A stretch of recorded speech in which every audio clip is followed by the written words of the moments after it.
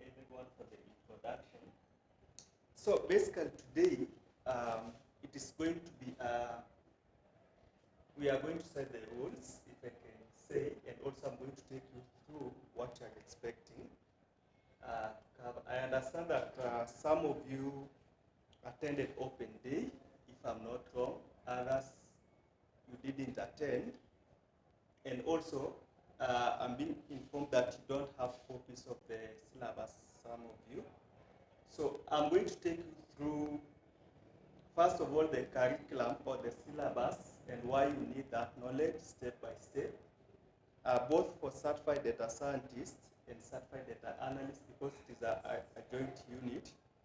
And what you are going to learn is that you are going to find out that a half of data science is built based on data analytics, business intelligence, then the rest a half is made up of machine learning, deep learning, artificial intelligence. Then when you combine the two, now you have what you call a data scientist and so on. In the process also, we are going to see that you can be a data scientist, like you can be a data analyst, but not a data scientist. But you cannot be a data scientist without doing data analysis. And I just want to give an example.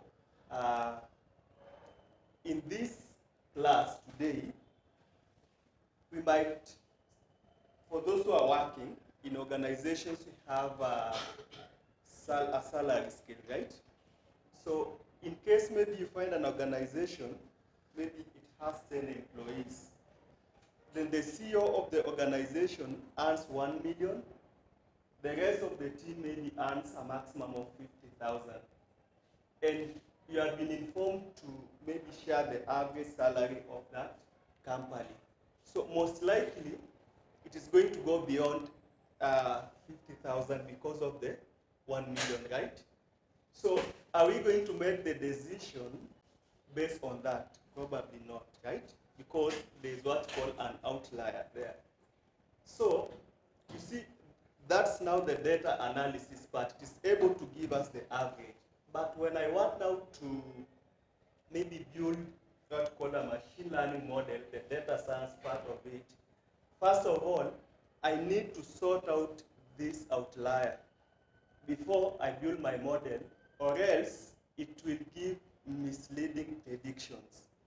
So that's now the connection between the two. Just one example. But before we proceed further, welcome. We are just starting. Yeah. Just allow me to take you through the curriculum for data science, then data analytics, so that you understand step by step, right? Yeah. In case of any questions, then you will let me know.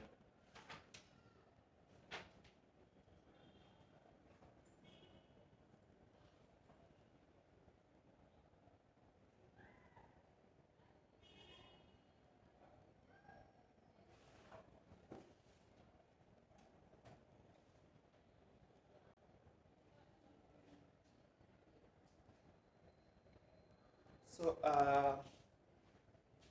in this entire curriculum, for data science, you have about 15 to 16 units or modules. You only have one theoretical unit, this one that I'm training. The rest, you will need your laptop. It will be practical till the end. So this unit is very important. We are going to discuss a lot of things. What is data science? What is business analytics? What is data analytics? Big data? How do you handle data science projects?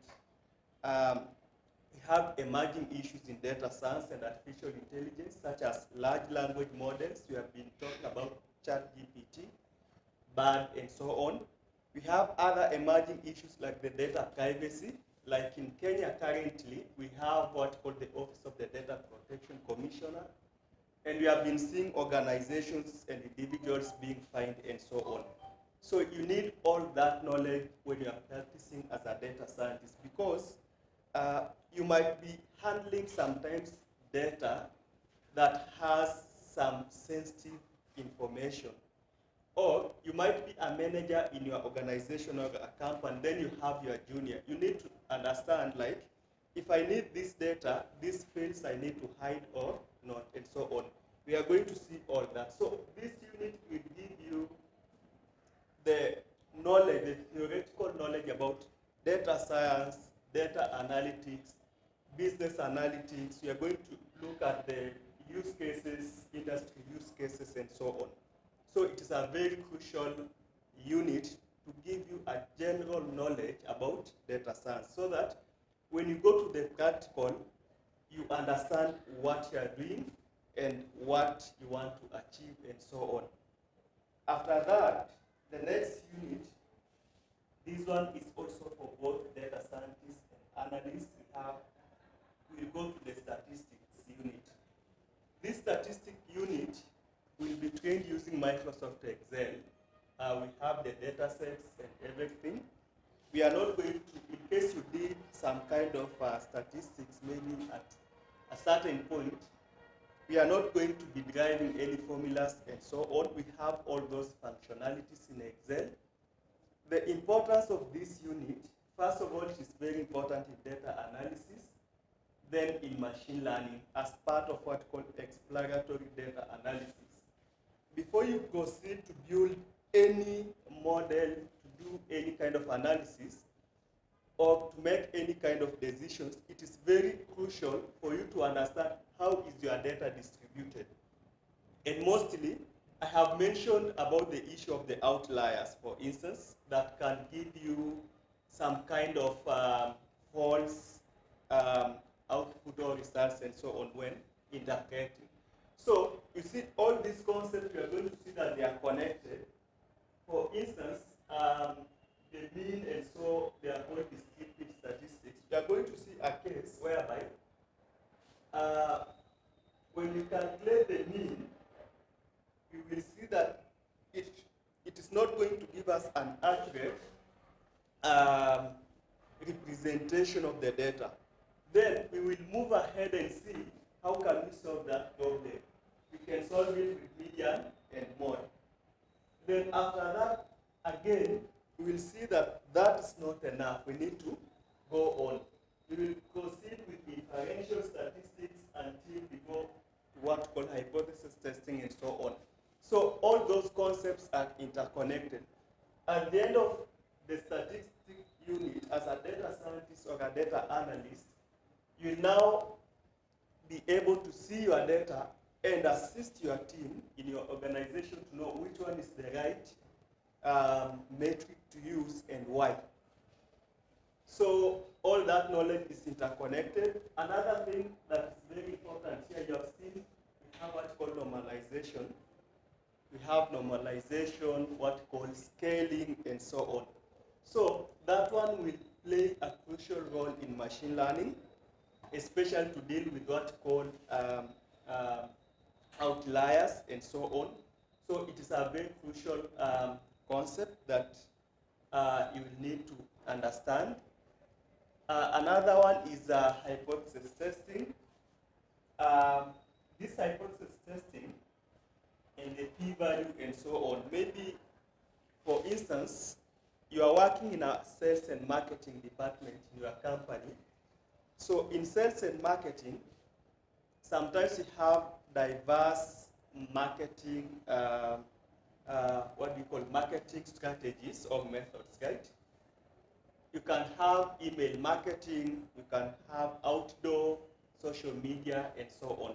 So you want to test and know among these marketing methods, which one is the best. Maybe you have a hypothesis. Maybe someone in your team says that email marketing is better than outdoor, and so on. But now, if you have data, you can proceed ahead and test and validate that claim if it is true or not. That brings the concept of hypothesis testing and so on.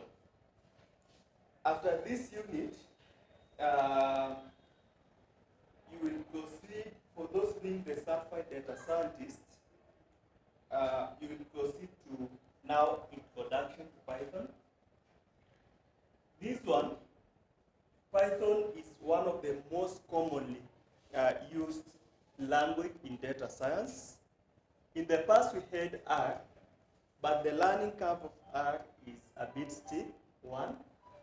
Secondly, one thing about R, because myself, I have been using R for a very long period of time before I started using Python. Another thing, there's a lot of development now. R is trying to make its interface look the same as that of Python, so it has a lot of bugs and so on. So therefore, in these Python essentials, first of all, the trainer, I'm not the one who will be training on this. You will meet different trainers. You will be taken through the installation process, where to get it and how to install it in your laptops and so on. But also there's something we call Google Colab. If you have heard of computer, cloud computing and so on, Google Colab, instead of installing the Python in your desktop, you see on laptop, if you leave this laptop today here and you want to do your work, you won't be in a position, right? So that brings the concept of another, these are called IDEs, integrated development environment. We have the one called Google Colab. This one, you can able to log in online and just perform the same tasks and so on. After this one, the installation, the introduction about it will be taken through the most basic concepts, Python data structures, and so on. After that one, for data scientists, again, now you will proceed with other Python units, such as data preparation with NumPy and Pandas. So I don't know if we have anyone who has dealt with data here, but based on my experience, data pre-processing or preparation before analysis is the most difficult task that I have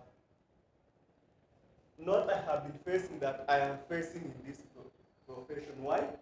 Because we have a lot of data quality issues. In fact, when you are working as a consultant, when a client sends data and you find out that we have very crucial variables that are missing, it is just better, I'll be showing you that one in one of the classes. It is there in the introduction. It is better you write a report, highlight the issues that are there in the data so that they work on it. Or else you can spend a lot of time, because we do have very crucial variables in the data, that you cannot proceed with the analysis without them. And because this is data, you cannot say that you start cooking your own things and so on. However, we understand that sometimes you might have missing values that are insignificant. Like when you proceed with the analysis, it does not affect so much the final output. That is acceptable. But in case you find that a very large portion, we are going to see it, like what is the threshold acceptable, then it can give you a lot of problems. But this is the most difficult task as a data scientist or a data analyst, data preparation here. So in Python, we have two libraries. One is called NumPy, another one is Pandas. A library is a collection of tools that do specific tasks. So these ones are built specifically to help you in data preparation in Python. Like, let me give an example so that you understand. In organizations, we have people, you can have maybe someone so much technical as a data scientist or a data engineer. Then we might have people from the operations department. Let me give you an example. When during the admission process at RPCDSA, I'm sure you have provided maybe your name, admission number, ID number, maybe even country of origin, and so on, right? But when I requested, or when I was given the list of students for this 5:30 p.m. batch, I was given your name, mobile number, and email just for the purpose of communication. The rest of the information is for other communication and processing of your certificates when you complete the course and so on. So you see, even that process of ensuring that you only share, you clean the data and give what is relevant to other people is part of data preparation. And therefore, if you are dealing with massive amounts of data, right, it means that you need tools, very powerful tools that are able to make your work easier and so on. So that's why you need data preparation. After that, you will proceed to data visualization. Basically, the objective of data visualization is to communicate, like in organizations mostly, when you go to the normal routine reporting that we have, right? And mostly for those, if you have ever appeared in a board meeting or in a high-level management meeting, I'm sure you understand how things are there. Like, the reporting should be very straightforward. So, you see, when you go, for instance, to the board of directors to report, for them, they might not understand some technicalities, right? Maybe if you wanted to calculate the mean salary in Excel, we know that you use maybe the average function. For them, they are not interested. What they are interested is what was the mean, right? So basically what the data visualization does is just to assist you to communicate now. Yes, you have been able to clean the data, to compile it together. How are you going to communicate? This is the purpose of this. But again, you are going to see that we have those tools that are being built mainly for this purpose. We are coming there. So after this data visualization with Python, you will move straight to, because they are connected, data visualization, there is a unit there. This one. Both for data science and data analytics. You will move to this unit on data visualization with Power BI and Tableau. So both Power BI and Tableau will give you the same thing.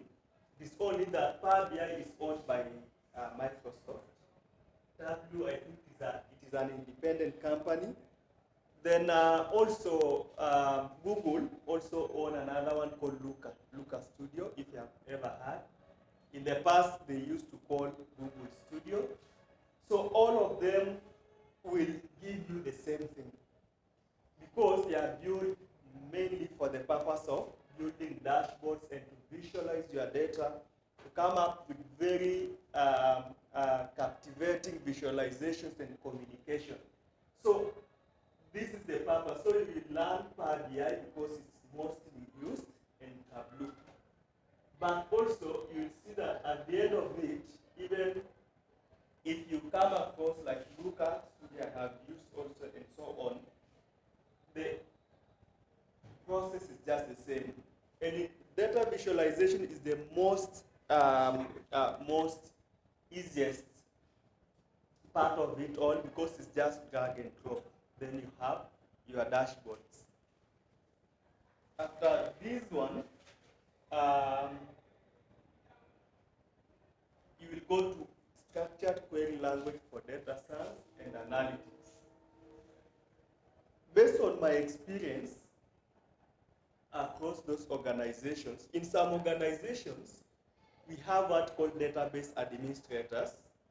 What they do, database administrators, what they do, for instance, if I need data, someone mentioned that she was working in insurance.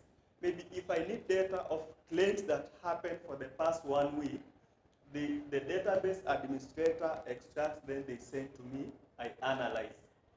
But in some organizations, like one of the organizations that I worked in that deals with digital lending, you see loans people are taking while others are repaying. Like every minute we have someone borrowing, another person repaying.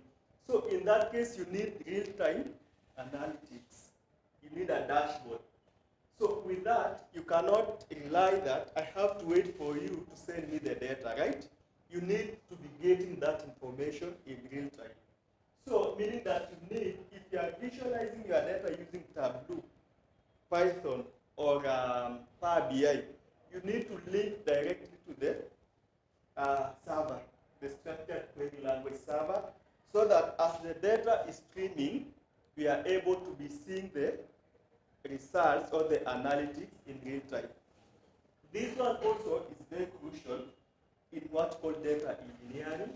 Mostly data engineering is that process of preparing that data for further analysis. And data pre-processing is part of data engineering. You are making this data ready for further analysis. The importance of this also, when you will be moving to what's called big data, because for certified data scientists, we have that unit. The last unit is big data. You will find that big data using Hadoop and so on, those frames, mostly borrow heavily from structured query language. In this SQL, there is a new concept that will be introduced to call MySQL Workbench. That's now the interface that we'll be using to query your data. So after this one now, you will move now to both data scientists and analysts. You will now start the real data science. You will now move to machine learning associate 1.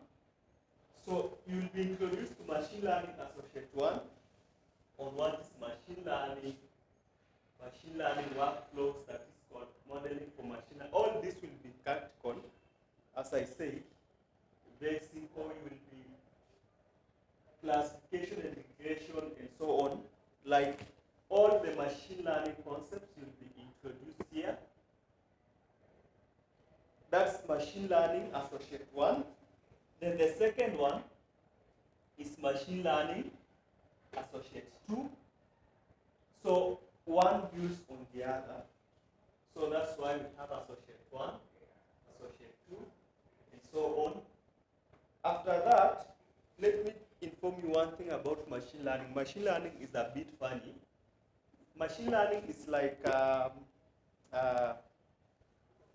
I want to give 2 examples, like a calculator.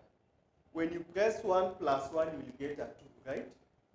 But you don't understand in most cases, unless you are a software engineer, you cannot understand how you arrived at 2.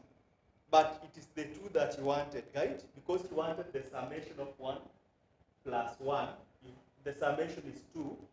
Yes, you have what we want, but you don't know how you ended up there, right? So that's how machine learning works. And there was an interesting debate that came. There's something we call the black box, and it got now the concept of what you call explainable artificial intelligence. What is happening, people are questioning sometimes that suppose I build maybe a claims processing machine learning model, then I say that based on the test data, because you need first of all to test using the available data for someone, it depends with the model, then after that you put it into production, right? So someone was now saying that maybe you say that the accuracy will be 90%. Suppose it does not give us the 90% and we are unable to do an audit trail to know what is happening, who will be held accountable, and so on. That one led to a very interesting conversation, and nowadays we have what called explainable AI. Like now that these models, we can audit them and understand what they are doing. So that's how machine learning works, and machine learning is very funny. It's like a toddler, a small kid trying to know how to stand, to start walking, and so on, holding chairs, tables until such a time he or she is able to walk. So that's how machine learning models. So they keep on improving as more data passes through the model. So for instance, you might build a model. Again, let me give that example on EKYC. KYC is know your customer. Like there's one bank, I think it is I&M. They have a very good, I'm told a very good mobile application that you are able to open an account end to end without going there physically. So during the verification process, you are told to scan your ID. After that, you take a selfie of yourself. Then if they match to a certain percentage, then it means that you have been verified. Of course, we have other authentication after that to ensure that truly this is very accurate. But of course, with that also we have disadvantages. Disadvantage, especially in Kenya. In Kenya, you are issued an ID at the age of maybe 18. You see, as you continue to age, even the face sometimes, it can't remain the same. So sometimes you see those models also, and also it depends at what time were you training, when there was a lot of light or not. So sometimes they are not. We have also those challenges in machine learning models and so on. So that one, mostly you will learn in what's called deep learning, how to do, it is called computer vision and so on. We have the aspect of clustering, for instance. You have maybe data you want to, mostly we call unstructured data. Let me introduce that concept also here. In fact, what has led to the growth of data science is what we call unstructured data. Currently, about 90% of the data that is being generated is unstructured. Unstructured data is like voice notes, text, images, all that is unstructured. Like even now, as I'm speaking, whatever I have been saying, it can be analyzed and we can be able to get the most maybe frequently used vocabularies and so on. That's unstructured data that can be analyzed and used to make decisions and so on. So, but when you are talking about structured data, for instance, you are a list of these students, your name, your ID number. For number, I have it in Excel, that's structured data. And most data that we have in our organizations looks like that. But nowadays, a lot of data is unstructured, and organizations that have been able to track in terms of analyzing it have been in a position to make very good decisions based on data. Like for instance, in one of the organizations that I worked for, we used to analyze, okay, we had a lot of models that we used for learning purposes. Then there was a model that we built on what's called behavioral model, machine learning model, whereby you are trying to leave alone those that were picking people's messages and so on, because for the messages with time, we realize that people are deleting those messages because customers are also very smart. They can learn the product and know where the loopholes were. So someone maybe had a loan in this company, they defaulted. So before they apply, they ensure first they delete all those messages. So when they come, the model is not able to recognize and so on. But we came up with another solution that maybe I can just ask you to give me your biodata, like your name, where you are working, what are you earning. So, especially when you reach to where, how much are you earning, someone might input maybe 50K, then they delete 100K. You see, if you analyze that pattern, we got out that people who are not sure, like the number of attempts. So you see, the real question I was asking you is how much you are earning, but the data that I'm using for making decision was the number of attempts. So it was one of the, it is called biodata, metadata, whereby you use data, like you are collecting the biodata, but that's not what you are using for decision making. You are trying to capture other behavior of this person and so on for decision making. So all this is possible with machine learning and so on. After that, you go to advanced machine learning 1, I think so. After that, advanced machine learning 2. After advanced machine learning 2, this one we learn about artificial neural networks, advanced concept. Then there's deep learning. Deep learning are those 2 examples I have given. Maybe another one in agriculture nowadays. In agricultural ecosystem nowadays, we have what's called computer vision. Like we have machine learning models or applications that can detect if crops have been infected by diseases or not. We have those that can estimate yields. The model is just what do you call, configured to maybe a drone. So when the drone is hovering in a field and so on, maybe a maize plantation and so on, it is able to estimate the yield and so on. So we have diverse applications and you learn all of them. After that, you go to machine learning model deployment. You will be introduced to API. API is application programming interface. So in this data science field, also we have what called a data science developer. A data science developer mostly is someone who has the software engineering knowledge and the data science knowledge. So this API, as a data scientist, this is not very essential, but it is good. It depends, because it depends with the company. So in most cases, I think my last employer before I came here,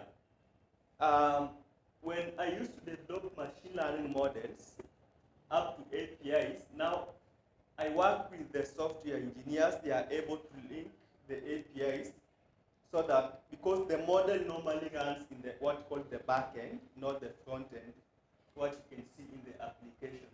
So this part is very important because also you need to know how can you work an end-to-end project until deployment and production, call it production and so on.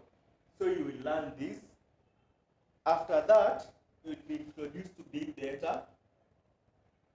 And this one we have some frameworks for big data called Hadoop and so on. Mostly they run under Python, but you find out that they use mostly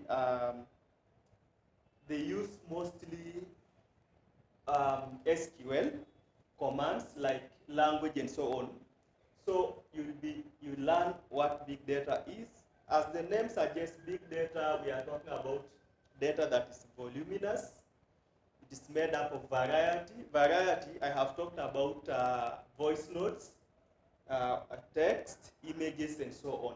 So that's big data. We will be able to see all those. After that, along the process, as you'll be being trained, you'll still be doing projects across diverse industries, right? The projects are distributed across diverse industries. But at the end of it, you will also want to know, like, if given a project end-to-end, are you able to do it yourself? Of course, under our guidance, this is internal. So, what we do here, we have various industries. For this one now, you will have an opportunity to select maybe the specific industry. Maybe I want to apply logistics integration in finance, in agriculture, or wherever. We will just select one so that we see that so and so is able to deliver an end-to-end project until deployment. Of course, we will be able to review together. We will be able to give our comments to assist you to ensure that you get it right. Then after that, now we will go to year-back exams. Also, normally it is a project-based exam, open book. It is done for 7 days. Open book means that we are allowed to guide you, and also you are allowed to refer. Then after that, of course, the qualification. After the qualification, we have a voluntary virtual internship that we offer for 3 months part-time, because most guys are engaged in other work. Then we also have what we call CV and LinkedIn profile customization trainings. For that one, we bring experts because that is not our core mandate. We have people who can do better than us. Why are we doing so? Nowadays, most employers use what we have these recruitment agencies, and most of them, they like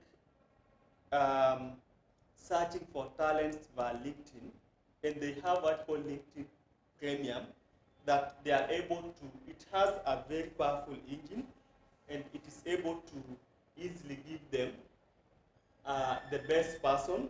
So what it means, you need also to ensure that your LinkedIn profile is optimized. Optimized, it has those key skills and so on. We have experts who we do bring to train. Even as the course is ongoing, mostly we have one in March, May, July, and September, and so on. So that one, the communication will come. Another one on CV. Nowadays, you see, nowadays we have a very high unemployment rate, right? And when you announce any post, you can get 1,000 of applications.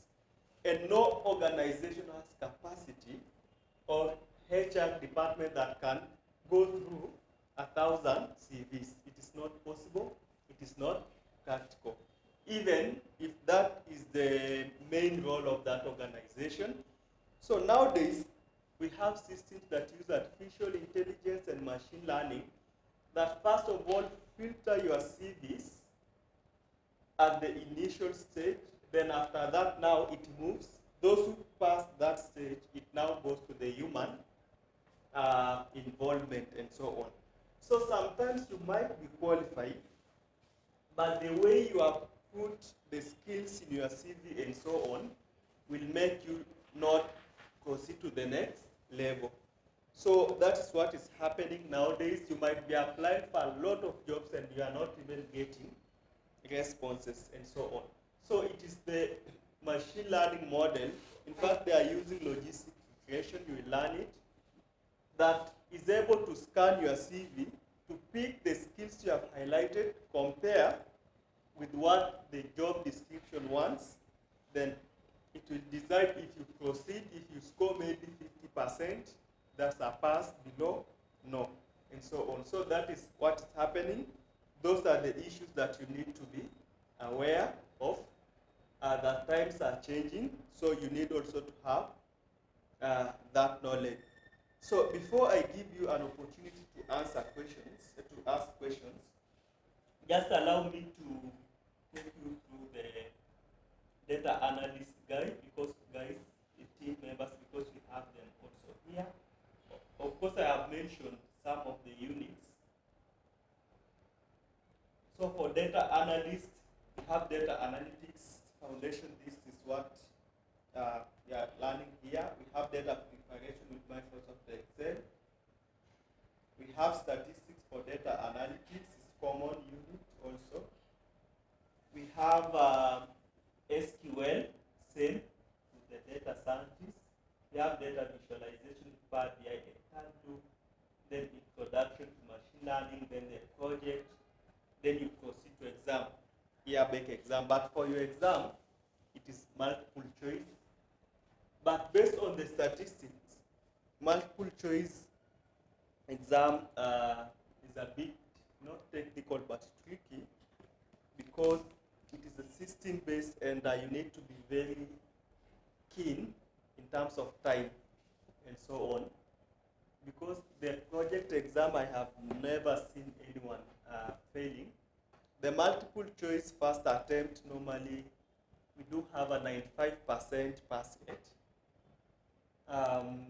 But mostly from the reviews and so on, most students are locked out because of time. Because it is a system, after the 2 hours it is locked, you cannot do anything and so on. Yeah, that is all about, first of all, the curriculum. In case you have any questions, let me have questions first, before now we consider how we shall be operating. Basically, today's session is just introductory. I wanted to take you through the curriculum, how we will be working, the communication channels, the assignments, and so on. Then tomorrow now we start, right? So, any questions maybe that you have so far? Anything that is not clear, or whatever I have said, will it meet your expectations or not? Any questions? Yes. Yes. Yeah.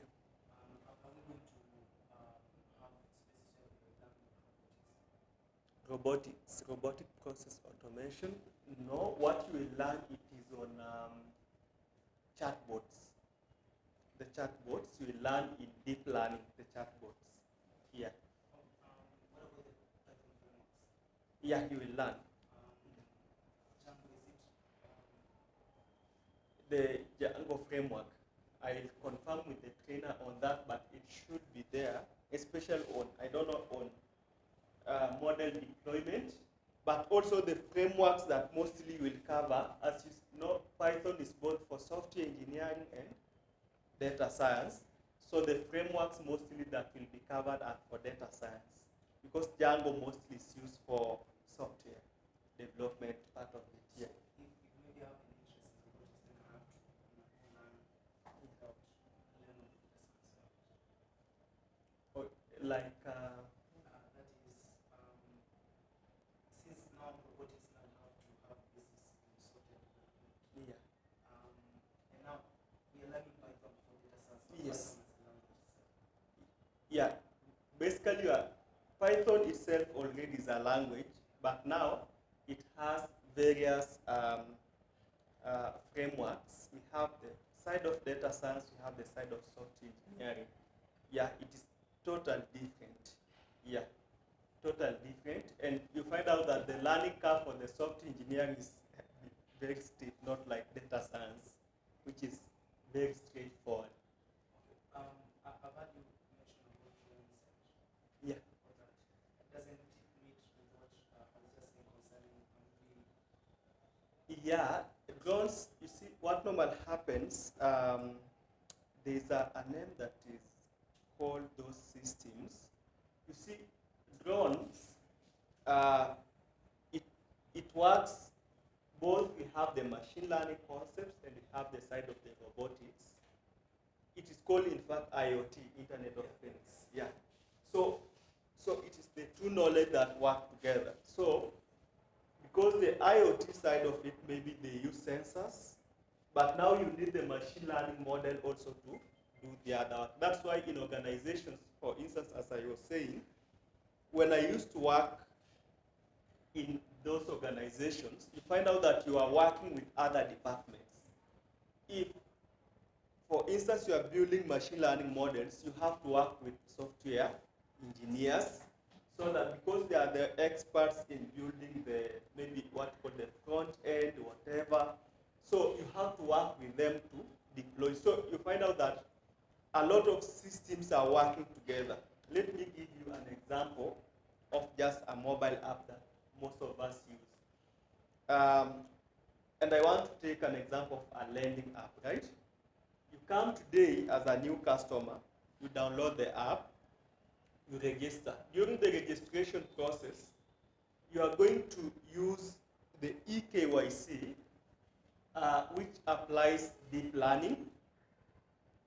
We will be telling you to scan an image of your ID, take a selfie, and so on. So that is a module on its own. After that, again, when you start applying a loan, we will be scoring you. That's another machine learning model, maybe that is using what we call logistic regression, which is a classification model. To classify, it means that based on the data you provide, it is able to say that you qualify for the loan or not. That's another second model. Then also we have other modules, the front end that you are interacting with, which was built by software engineers and so on. So you find that a lot of concepts are integrated together. So that is how it works. Sometimes, of course, we have a few people who can be software, like we have one of our team members who is a data science developer. He's both a data scientist and a software engineer. He can do both, right? But also, his education in terms of software engineering and data science, data science, he was one of our students sometimes back in 2020, but software engineer, I think he did somewhere else. So he's able to, he has capacity to do both of them. Yeah. On that, yeah, because I really needed, like for instance, someone who's not just interested in maybe, because I've been venture much into data analytics. Yes. But for instance, let me give an example of maybe simulation, maybe research of maybe diseases like cancer and all that. It's data analytics is much important, but also see the aspect for software is also much needed. So I think it would be so important for maybe someone who is maybe learning data science to have an exposure to the same, so that at least it can really be effective also outright. Okay. Let me respond you on that. Yeah. So cancer, for instance, when you learn deep learning, we have what we call image segmentation, whereby you are able to scan, maybe to train your data to detect cancer and so on. We have one data scientist who runs there's an organization called Neural Labs Africa. That is what his company is doing. You can just check online. But even himself, he works with software engineers. Maybe just to answer briefly, you see, if we start training software engineering, we will be going to totally different profession and so on. Maybe just to, because this one specifically, the accreditation is for data science, but if it is something that you are interested in to learn, currently we don't offer software engineering internally here. Yes, we have the data science developer and so on because of we also build products and do other consultants work. But as a course, we are not training software engineering because you need it. If you need like to train the model for cancer and be able to even build the mobile application. And in fact, building the mobile applications also had two aspects. We do have what called the back end and front end. So that one again takes us to what called full stack developers, like those software engineers who can both